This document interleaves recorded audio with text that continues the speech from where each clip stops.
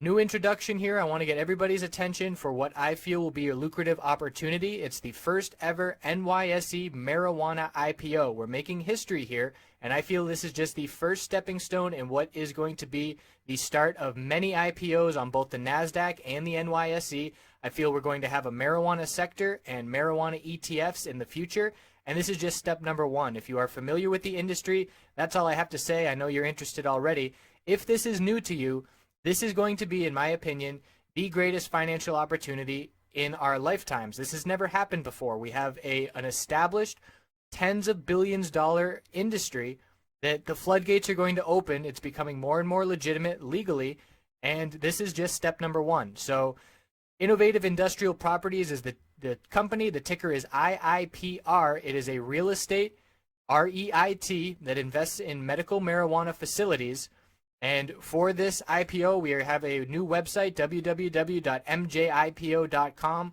I put together an hour of research video going through the filings, researching the company and the executives, and establishing a game plan, looking at some other IPOs and how they have traded.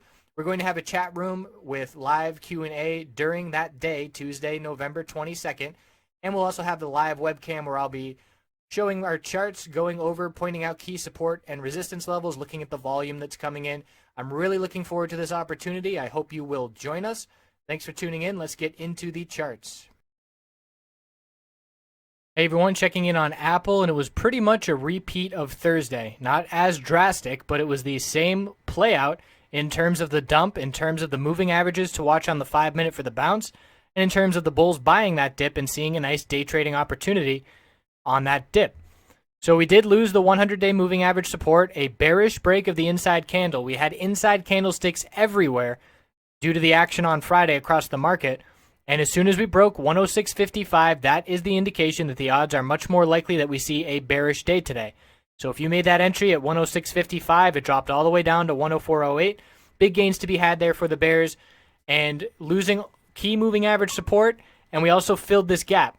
105.18 filled the gap to the downside. That was our target. Once 110.98 broke, once the higher low daily pattern broke, that was where we were looking.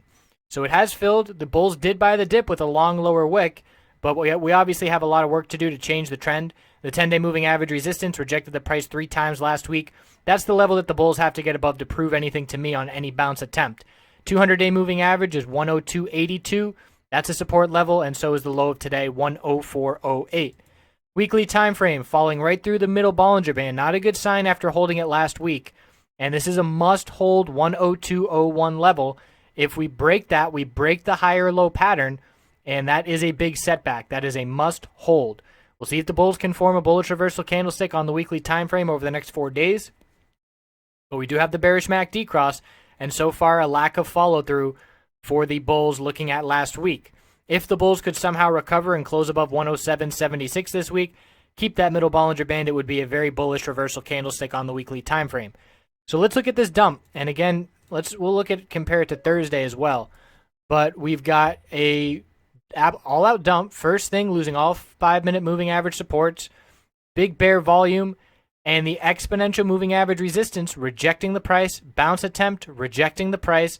What stands out again? Volume climaxes often signal the top of an uptrend or the bottom of a downtrend. Highest 5-minute volume candlestick of the day occurred at the low of the day. And then from there, we had higher lows and higher highs. We turned exponential moving averages into support, established those bases, and closed the day fairly strong, all things considered. After that hour-and-a-half dump, a nice recovery. So let's compare this to Thursday. And obviously, Thursday was more drastic. All-out dump, exponential moving average as resistance, volume climax was the low of the day. Bounce occurred fairly similar in terms of time in the morning, and then higher lows and higher highs. It did have a little end of the day dump, but very similar dip buying opportunity. It was a little bit more magnified and a lot more volatility, but the same scenario with exponential resistances, volume being the key, and turning the trend around, favoring the bulls for the second half plus of the day.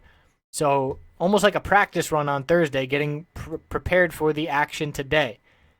So we'll see if we get a recovery tomorrow, just like we did on Friday following Thursday.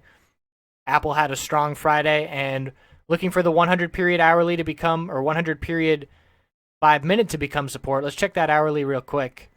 20 period hourly is going to be a factor tomorrow morning. And again, comparing to Thursday, the dump exponential resistance rejected the price, formed a higher low pre-market, got that 20 period of support to have a strong Friday. There's your dump. There's your rejection from hourly exponential resistance. Need to get above that level tomorrow, and we'll test that 20 period early on. We'll check back in and see how it all goes.